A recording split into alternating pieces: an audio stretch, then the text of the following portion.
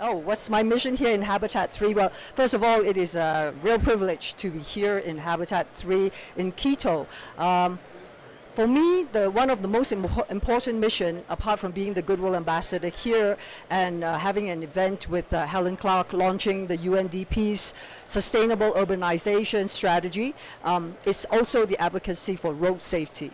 As our world is getting more and more urbanized at a very, very fast speed, we must ensure that all the road infrastructure, the planning for the children going to school must be in place. It is their rights, especially the children that we're advocating for here.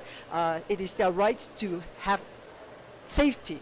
It's the basic human rights for children. Every day, 500 children die on the streets and thousands are injured. So if we don't do something now, and this is a good opportunity to be part of the Habitat 3, that in 20 years, when Habitat 4 will proceed, that we will have very good dramatic effects. But we have to start now. The problem is there are 1.3 million people that die on the road every year, and 50 million injured. But I think the reason is we don't see it because it doesn't happen all at once. But every 30 seconds, someone dies on the street. And it is not rocket science. The good news is we do have the vaccines, we do have the know-how, but we need the governments for the enforcement of the laws that are there to protect us. We need for the citizens to partake in this, because it is everybody's duty, it is everybody's right to have to be safe on the roads, but each one have to be responsible for it. The problem is, if we don't do it, it will just escalate and get worse, because motorization increases day by day, and the ones that are affected are always in the emerging countries, in the developing nations, where they don't have the best infrastructures, they don't have the safest cars, they don't have the ability to have pedestrian walkways or crossovers that will actually give them some kind of protection.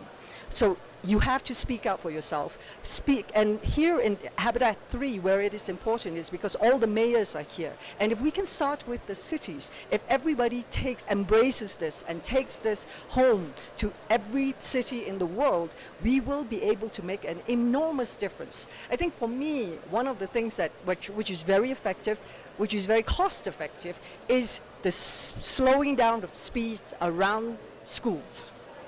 This is one way we can protect immediately our children, because we know where the schools are. And if in the perimeter around the schools that you enforce and you actually put speed bumps along the way, where you will force the drivers to slow down.